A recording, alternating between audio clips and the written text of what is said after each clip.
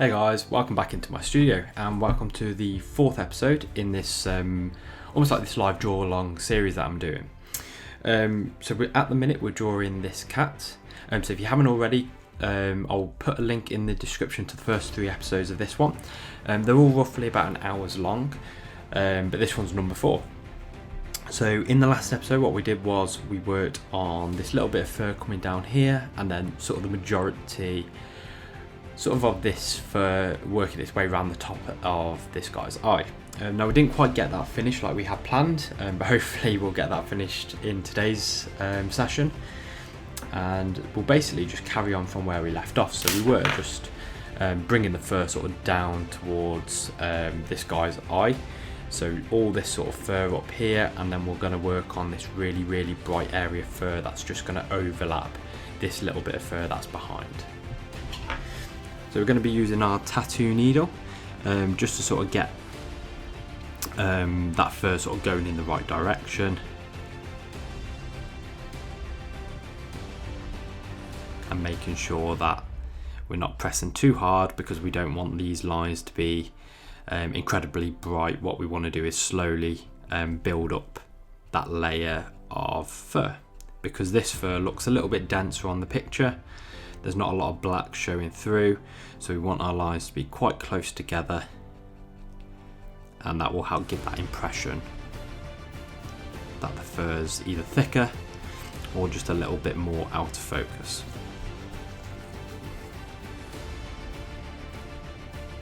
We're also looking at the direction of the fur, so right on the top of the head it sort of curves up. It does a few weird sort of things in this place, so it comes across and down, then flicks under, but then it's a little bit more straighter up here, and then all this fur sort of just overlaps the top of it.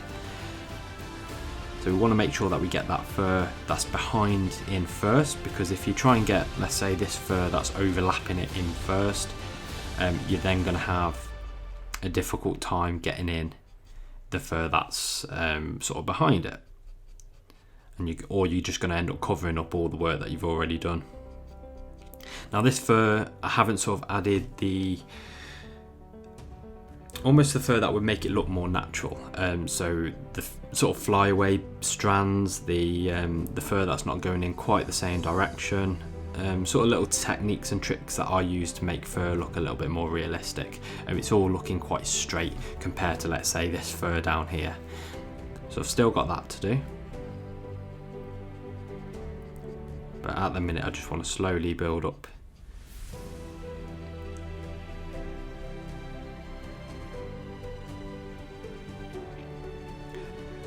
So the tattoo needle that I'm using for this one is the round liner, and it's just the single tattoo needle, so it's the 1 round liner.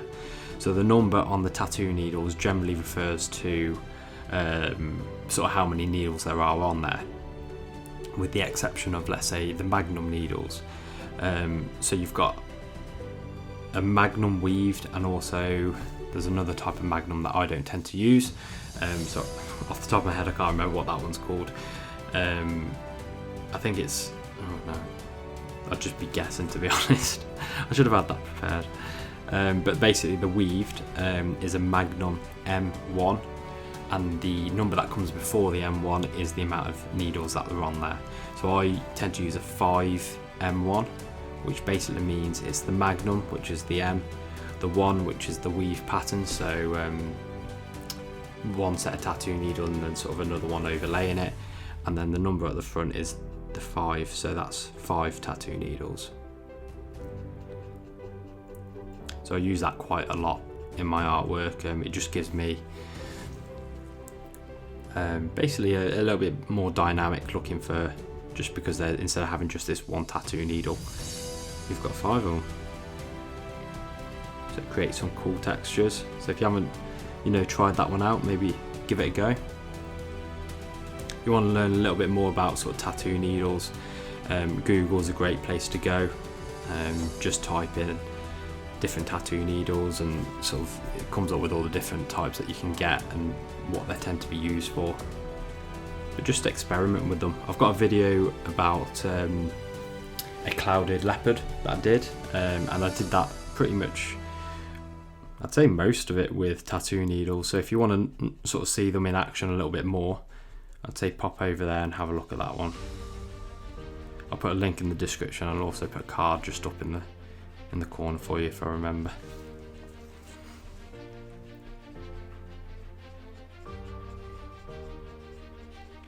So like I say, all this fur is just all this behind fur.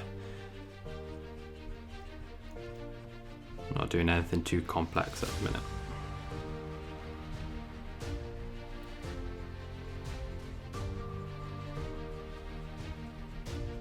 Like I say, I don't know if it's been picked up on camera how light I'm pressing, so the lines that are showing, they are quite faint.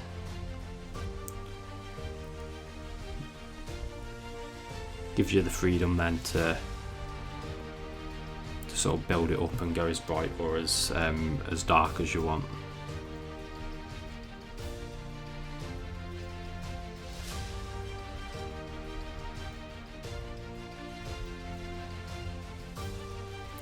The tattoo needles actually last for quite a long time. You know, I've been using this one, I think, pretty much since the start of the drawing. So a fair bit of time. You don't have to change them that often. I'll probably end up changing it probably after most drawings, but not always. So I'm just rotating the board just to make the strokes that I'm putting in a little bit easier. So I always tend to pull towards me when I'm doing my strokes. I never sort of push away. Well, I say never, I try not to push away. There may be a time when I need to, but most of the time I tend to pull towards me. So if you need to rotate your board to get a better position, a better angle, I'd say do it.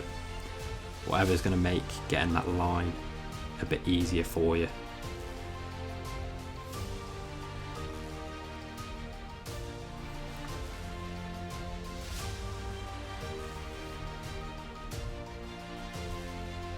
Sort of just mapping out, so I'm sort of coming in line with sort of where the end, where I finish sort of down here, and it's pretty much a straight line up. Now luckily I've put some guidelines in there to follow when I did my line art. Save me, because I think I was about to go a little bit too far over. So luckily those guidelines just help pull you back in and show you where you're meant to be going.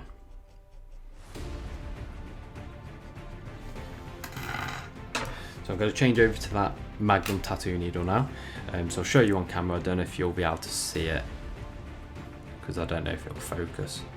But they're staggered in a way that just makes almost, you get more lines per stroke, and it gives it that little bit more randomness to it, which is what you kind of want in fur. You don't want fur to necessarily normally be too straight or too perfect, just because that's not normally what's found, especially in wildlife. Fur is relatively a little bit all over the place most of the time. Even in, let's say, this sort of domestic cat that we're doing, it's still quite all over the place.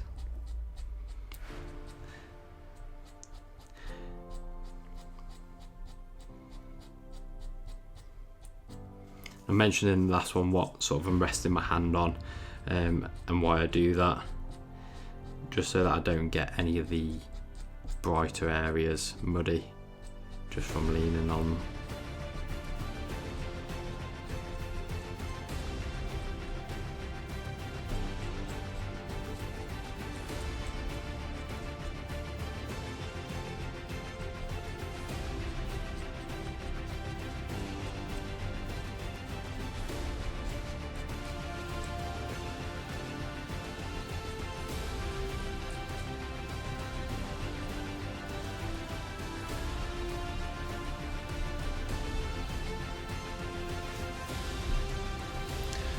So what we're doing, obviously if you look through this fur here, it's almost quite white, if that makes sense. So the underneath fur is quite white, which means that we need to try and mimic that.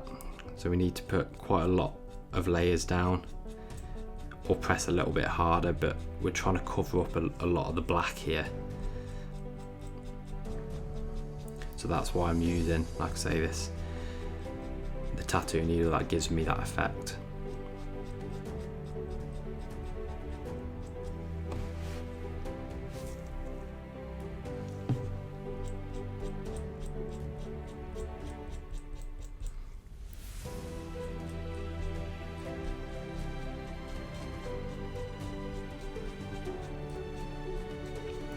Now this is one of the brightest areas on the board. You know, there's not many areas that are brighter than this, so bear that in mind when you are doing this area.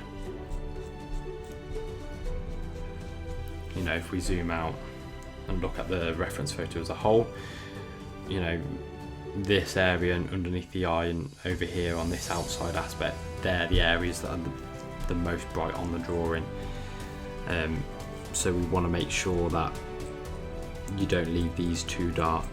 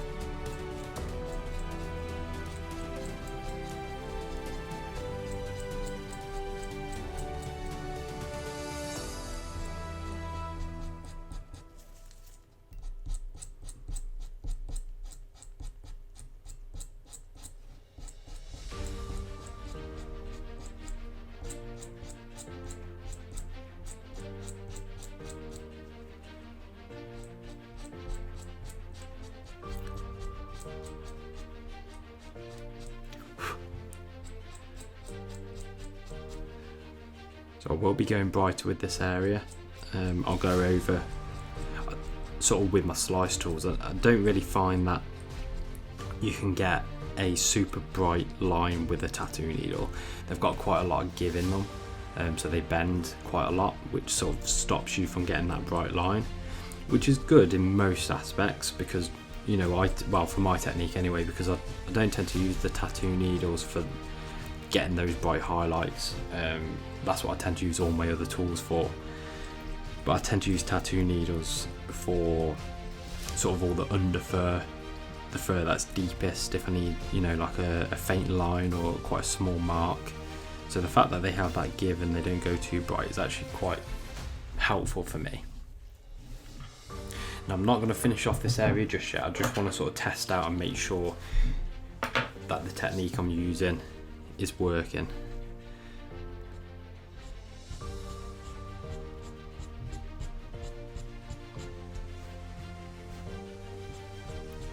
So this is the slice tool that I'm using. So this is just the craft knife, but with a pointed X-Acto blade on it.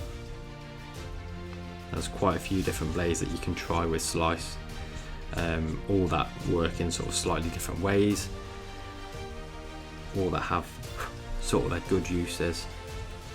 And if you want to know more about that, like I say, I'll pop another card up in the on the screen, and I'll put a link in the description because I've done a slice video where I review different slice tools and sort of show you how they work.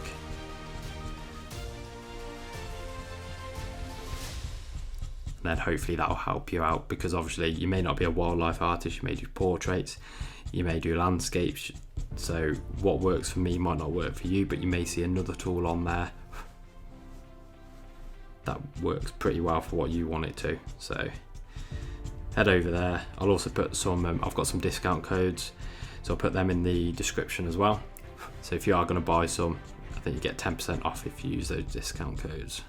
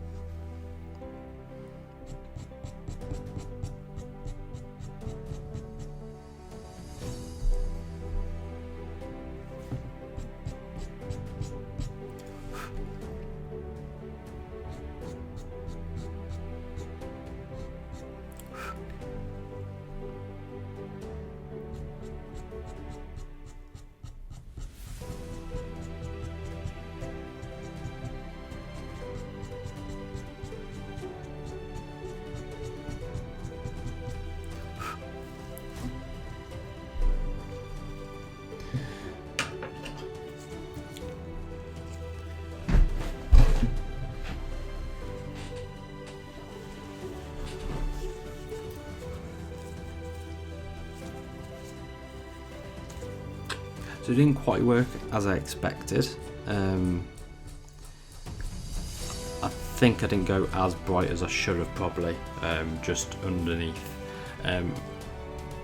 However,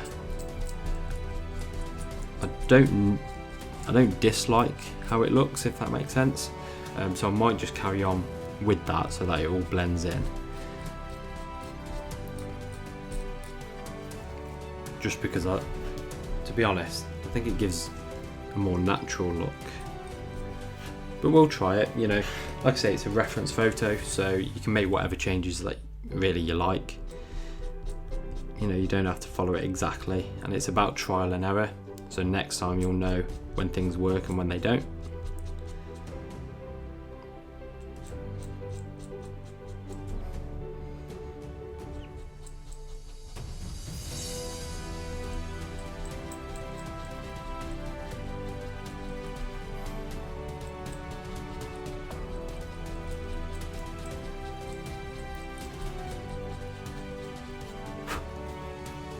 So I may just need to come back in over here with something that's going to give me a brighter stroke, so something, a different style of slice tool, one with a more curved edge.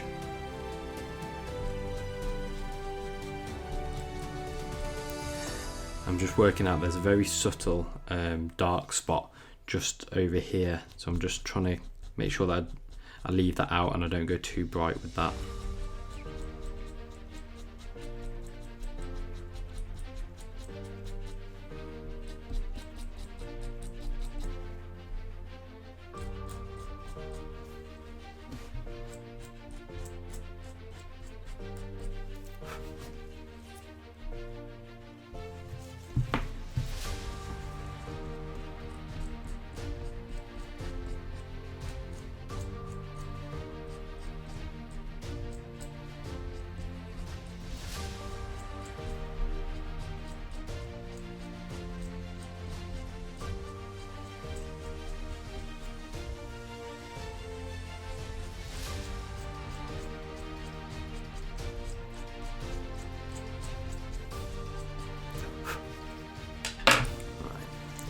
We're going, I'd say, with this one first, and then if we need to come back in with something a little bit brighter, we can do.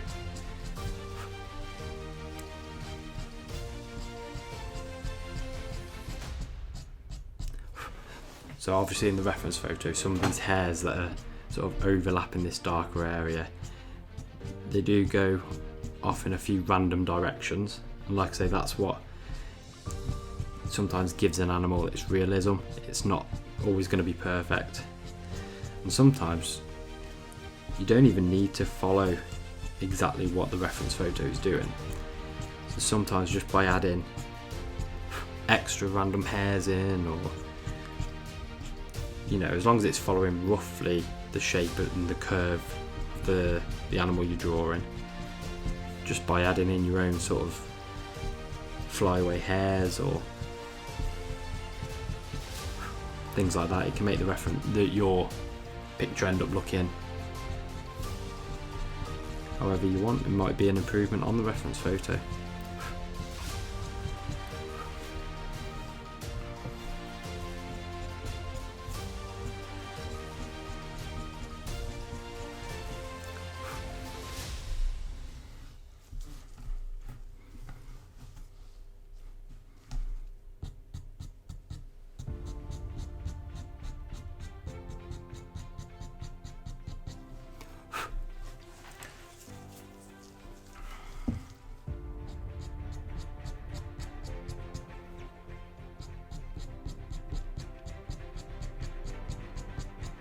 So I'm making sure when I'm putting in these strokes, I'm not going in a dead straight fashion. So they're not all lined up next to each other. They're crissing and crossing over. They're curving. Because, like I say, very rarely in nature will you find animals with dead straight fur, unless it's a pet portrait where the dog's been brushed or something like that. Relatively, there's going to be curves and bits that sort of fly away.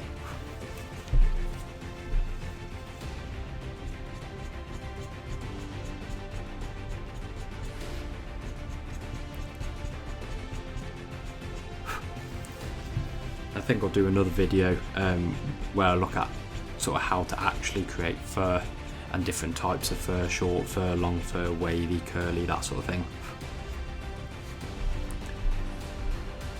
But that'll be for probably later on this year, I think.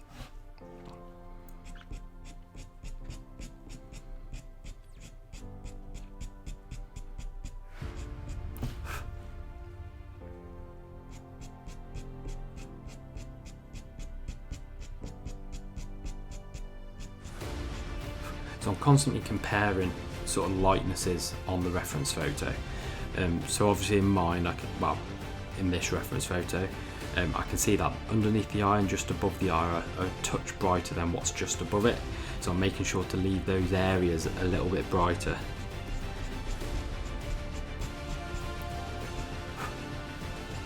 And then it comes up and it's quite bright just along this edge up here.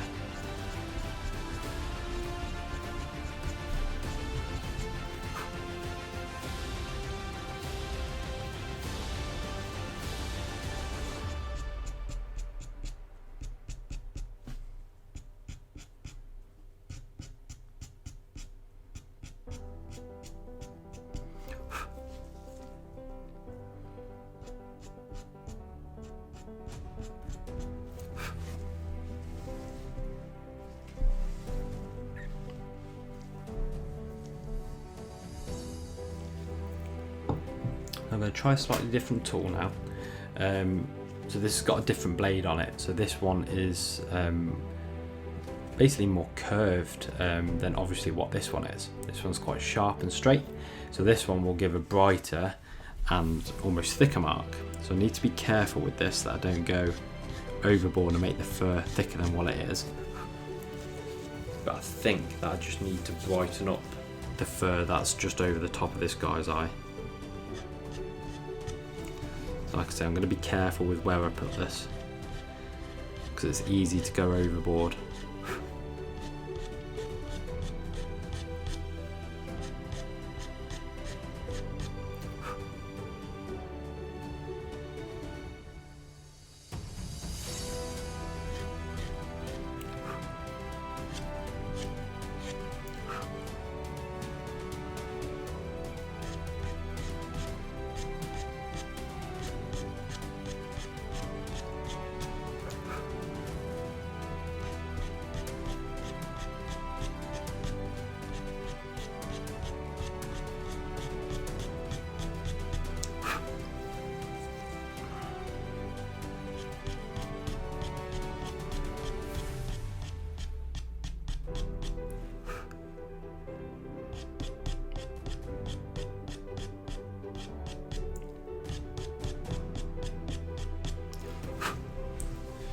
Hopefully it sort of matches in with the rest of the drawing,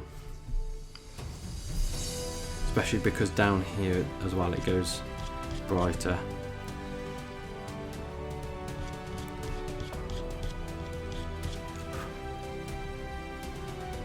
So obviously I have some other tools if I need to go even brighter than this, but to be honest I probably won't need them because I don't want it to be ridiculously bright.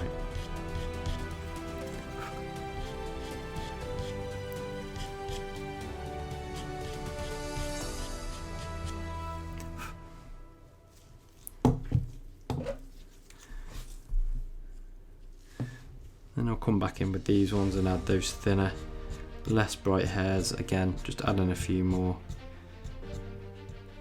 flyaways, a few more interesting hairs and fur strokes.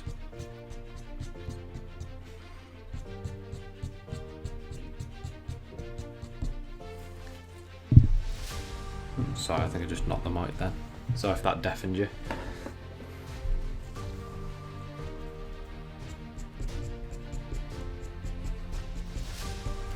So every now and again I take a step back from my work and sort of see, is there anywhere that I need to brighten up? Let's make the reference photo a bit brighter. So obviously I've gone quite bright here, so I still need to lighten up sort of maybe this area a little bit, maybe blend it in a little bit better over here, because we've got more of a sort of straight edge here that we don't want. So if we have a look on the reference photo, it's sort of faded out and blended out.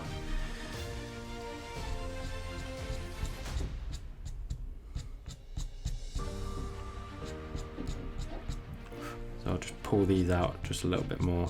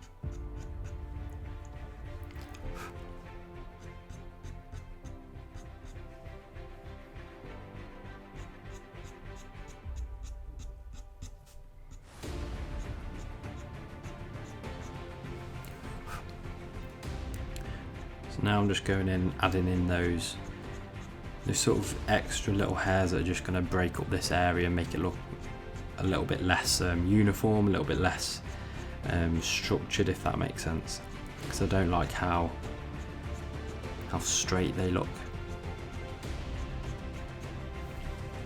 Just going to move some of these tools out of the way. I'm starting to knock them all.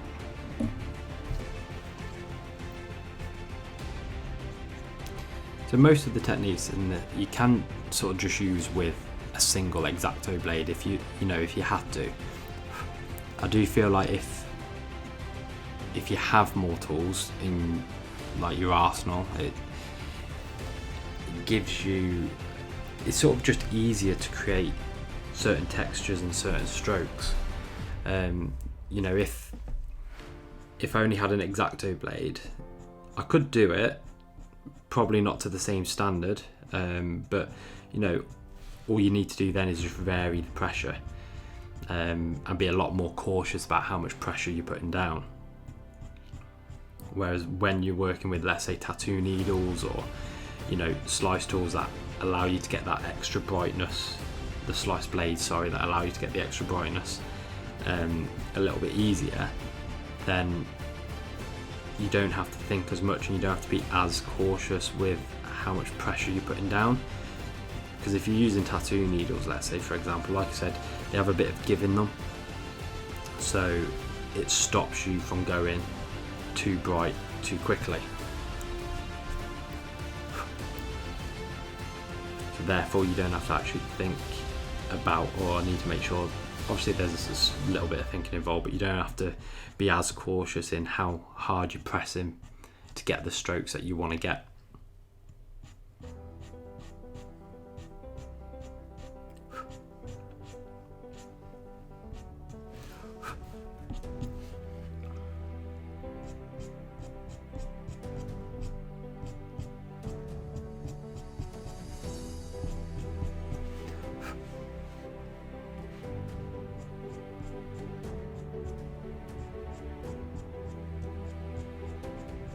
I'm constantly comparing.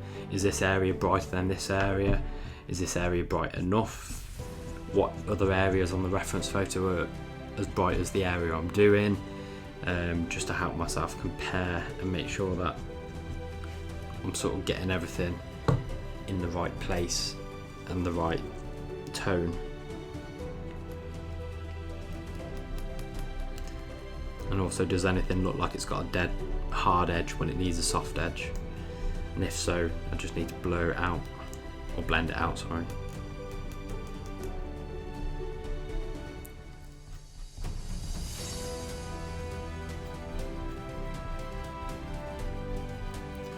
And like I say, sometimes it doesn't even have to be perfect. If you just look at the reference photo or your piece of art and think, oh, do you know what? It actually looks good at the level that I've got it now. You can just stop. You don't have to get every single last bit of detail in.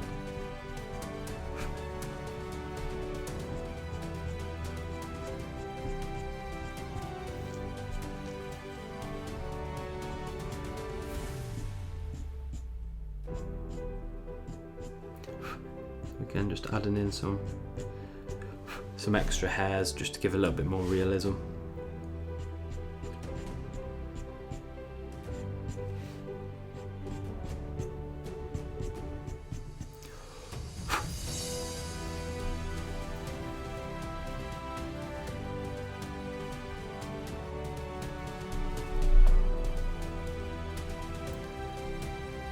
The tones on I'm just having a look at the back of the camera now. The tones in real life look a little bit different to the ones you're seeing on camera. So on mine it doesn't look that dissimilar from the reference photo. On the camera I think it looks a little bit off. I think the camera's just trying to white balance everything and darken things up and lighten things up, but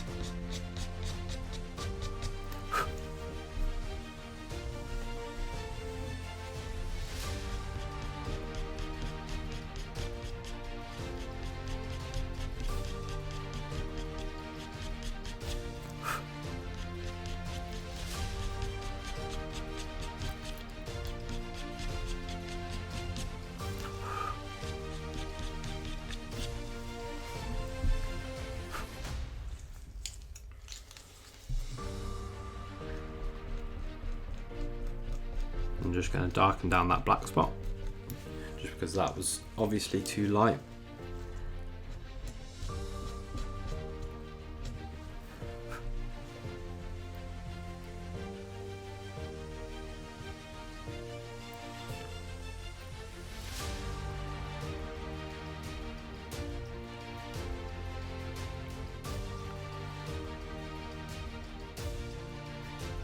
I'm just trying to work out where to go next, whether I want to sort of come and do part of this area or whether I want to work on down here. I think I'll carry on where I was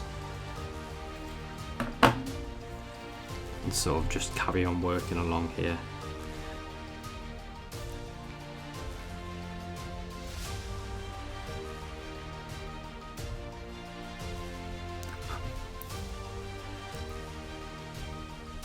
So again, goes back to what we were doing before, just sort of mapping in where you're going to be working with the tattoo needle, the direction of the fur and things like that. Now this is where the reference photo starts to get a little bit blurred. Now I'm probably not going to make it as blurred as it is in the reference photo. I am going to keep some detail in there, just because, to be honest, it's hard to get that sort of level of blurriness in Scratchboard, because all you're doing is you're sort of putting lines down, so there is always going to be some detail there, so I may as well just keep a little bit of that detail.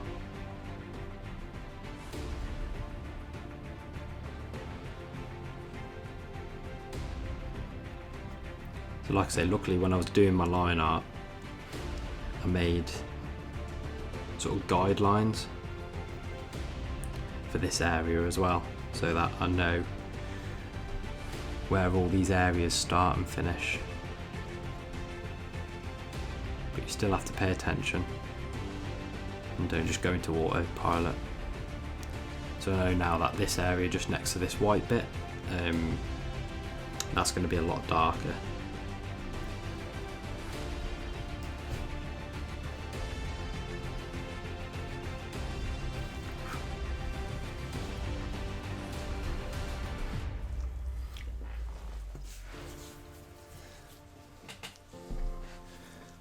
So again, using my trusty cloth just to make sure that I don't lean on the scratch board and darken up all that area.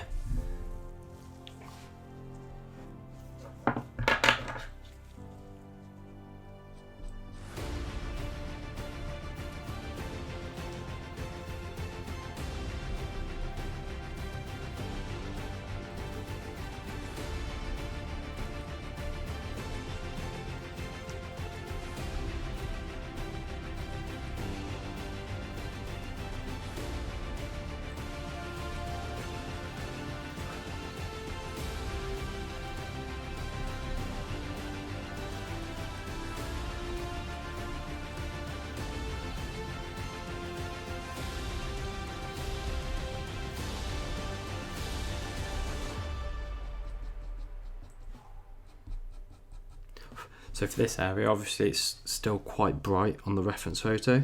There's not a lot of black showing through. So again, all you're doing is trying to mimic that. Trying to make sure that you don't leave too much too much black showing, and that you're going to do your best to cover up most of that black.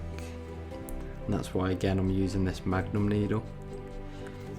If you don't have the Magnum needle, in the past what I used to do was get one of my round liners, maybe like a 7 or a 9, and then use my X-Acto blade. You have to be careful when you're doing this, but just splice and spread apart the tattoo, the individual tattoo needles on the end just slightly, and it just almost, instead of being a tight circle like that, it then just spreads them out a little bit more, and then that can give you a little bit of variation.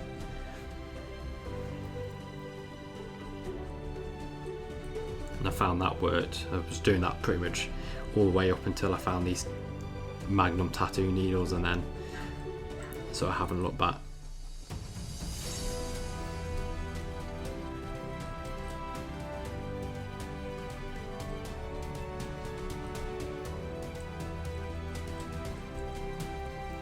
So So hopefully this second part of the face, this sort of half that we haven't done yet, hopefully this will go a little bit quicker, because there's not as much detail on here.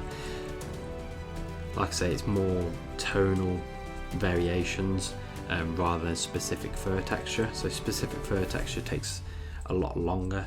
Trying to get all this sort of overlapping fur, getting that to look right can take an awful lot longer than, like I say, just some variations in tone.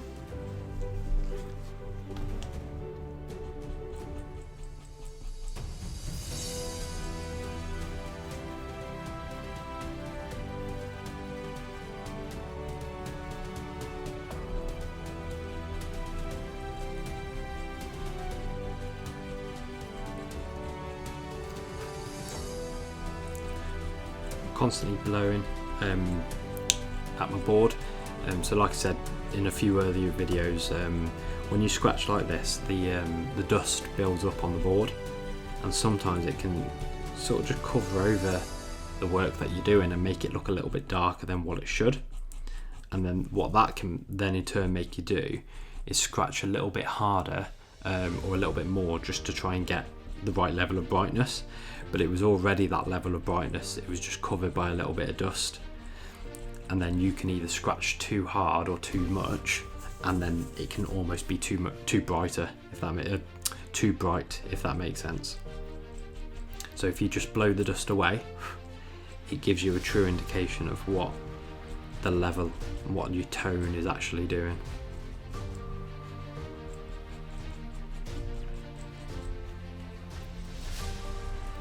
So for this side of the face, the tattoo needles are going to be sort of probably worked the most.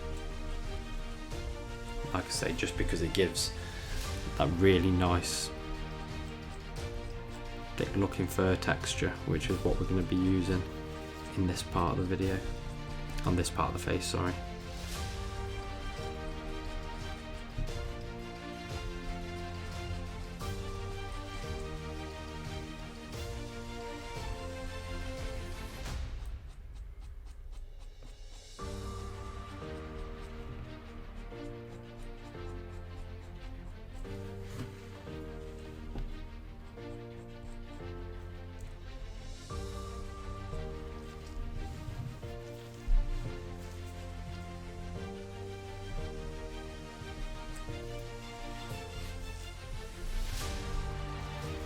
And every time I rotate my board, I try my best to rotate the reference photo.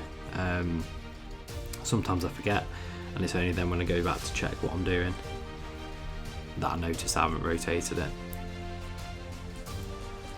But I'm always pulling down towards me. Very rarely do I push away. So just by having that, I sort of have to rotate the board in order to do that, if that makes sense.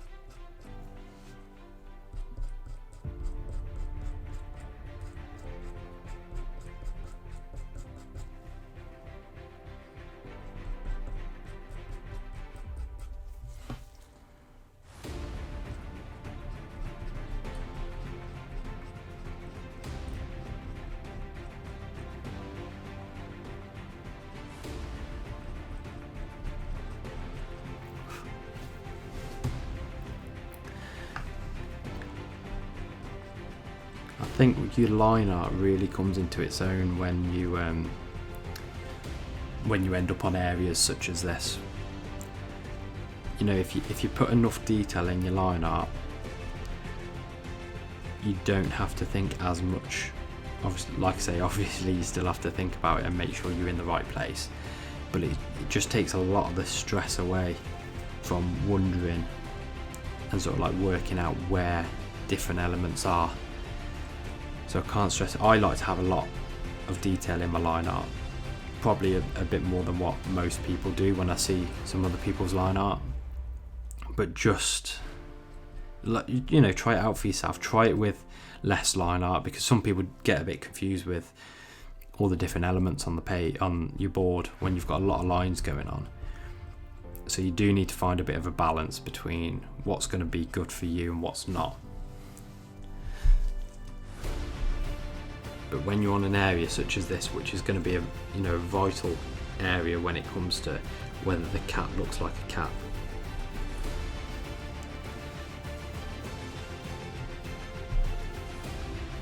If I didn't have these, you know, these very subtle lines in, I'd be struggling. And that's why I tend to use carbon paper, or, you know, like black graphite paper, and I don't tend to use the white one. I know some people do, just because it's easier to see the lines, but I find it's a lot harder to cover up with your first strokes.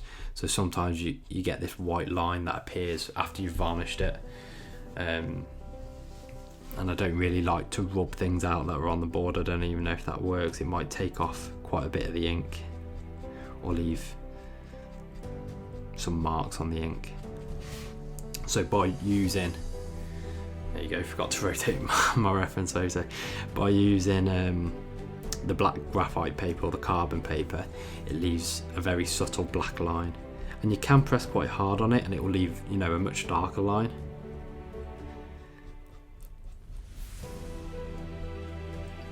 But I like to keep it quite faint, and then if I get the light in at a certain angle, I can sort of just see the lines, and it just gives me enough to follow.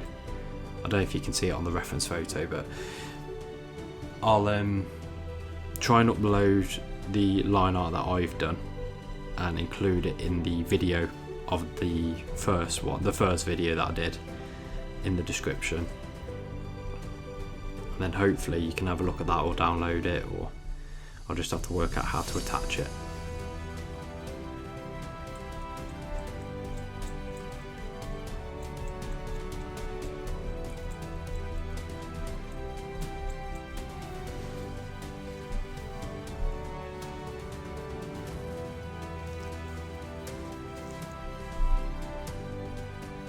So I've just changed over. I'm just going to test out and see if this 9 round liner is going to give me a better texture for this area.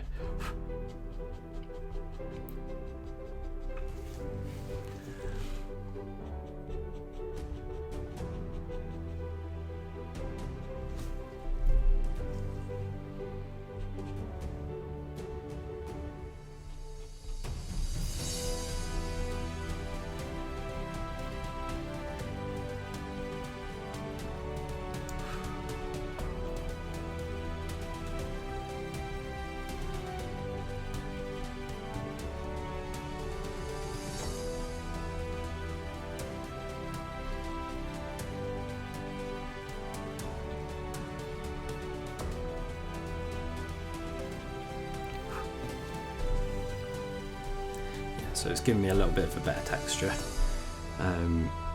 Like I say, a little bit blurred out so that you can't see much of the detail.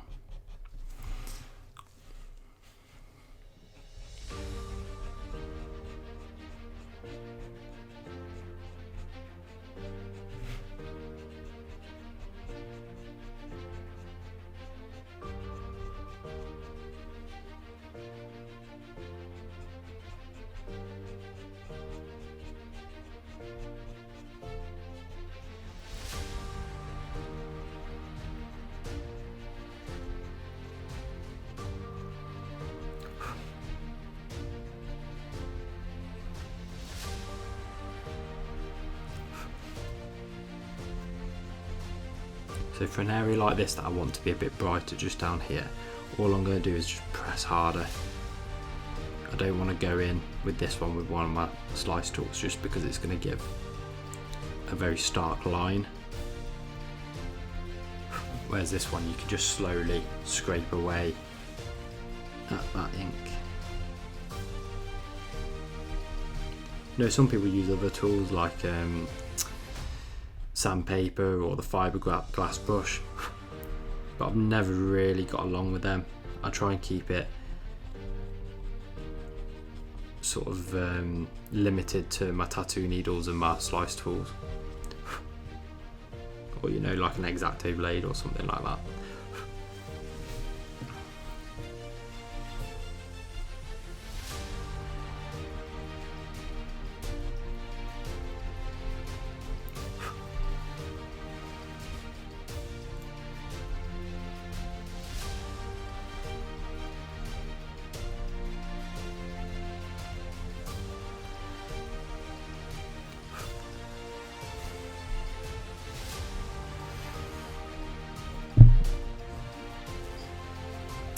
Sorry again, I think I keep knocking the mic. I've had to get it quite close just so that the sound quality is not too bad. So I'm sorry if I keep knocking it and sending you all deaf.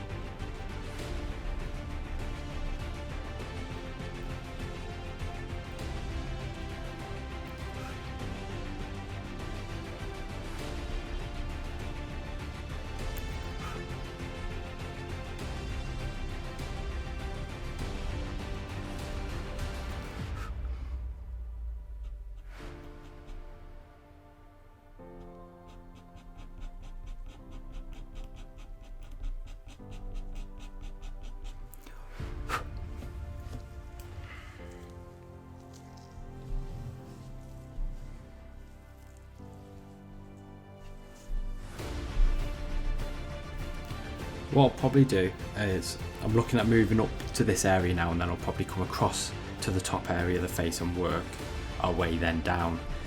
We're coming up to an hour now, so I'll probably call it there, just because it's going to probably take me a little bit longer to then sort of go back and highlight up this area and then work my way sort of back around and do any more work. I'm sort of quite happy with how far we've got in this one.